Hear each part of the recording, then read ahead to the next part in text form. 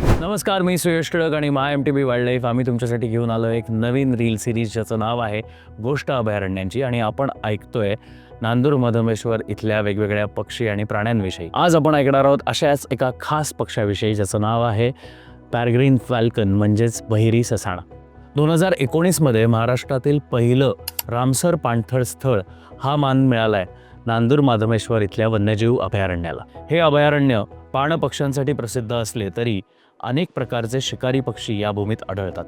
ह्या शिकारी पक्ष्यांचा येथील पाणपक्ष्यांवर वरचष्मा असतो.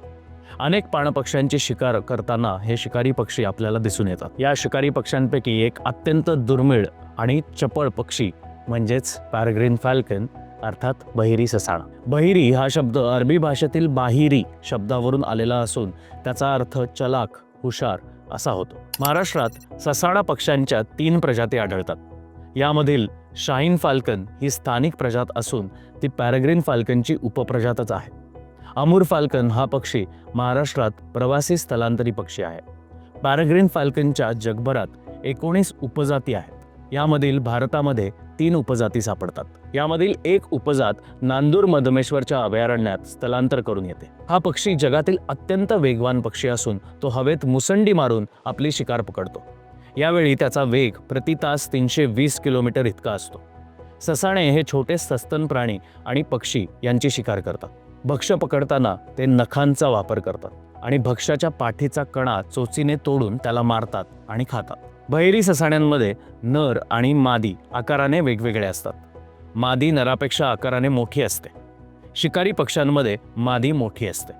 या पक्षाविषयी एक इंटरेस्टिंग गोष्ट म्हणजे ह्या पक्षाला जपानमध्ये हायाबुसा असं म्हणतात आणि ह्या हायाबुसा नावावरूनच एका मोटर कंपनीने आपल्या बाईकच्या मॉडेलला हायाबुसा हे नाव दिलं आहे. नांदूर मधमेश्वरमध्ये आपल्याला इतरही शिकारी पक्षी बघायला मिळतात आणि या इतर शिकारी पक्ष्यांबद्दलची माहिती जाणून घेण्यासाठी आपल्याबरोबर आहेत नांदूर मधमेश्वर अभयारण्याचे RFO Hiralal Chaudhari sir. Thank you sir.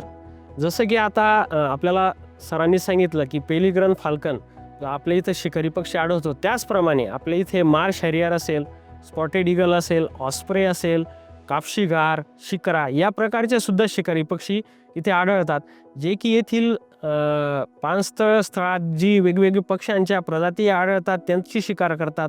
त्याचबरोबर काही सरपटणारे प्राणी असतील, सरडे असतील, बेडूक असतील, मासे असतील यांची सुद्धा शिकार हे शिकारी पक्षी करतात. तर जैवविविधतेत या शिकारी पक्ष्यांना अतिशय महत्त्वाचं स्थान आहे.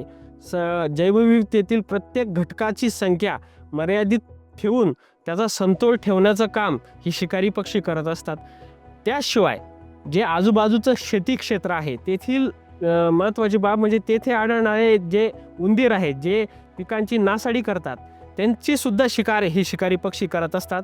म्हणून शेतकरी बांधवांना करिता सुद्धा हे शिकारी पक्षी अत्यंत महत्त्वाची भूमिका बजावत असतात. अशा या जैवविविधतेने नटलेल्या नांदूर मधमेश्वर अभयारण्यात नक्की तुम्ही यायला पाहिजे आणि बघत राहा माय MTB वाईल्डलाईफ तर्फे आम्ही घेऊन आलेली ही रील सिरीज ज्याचं नाव आहे गोष्ट अभयारण्यांची.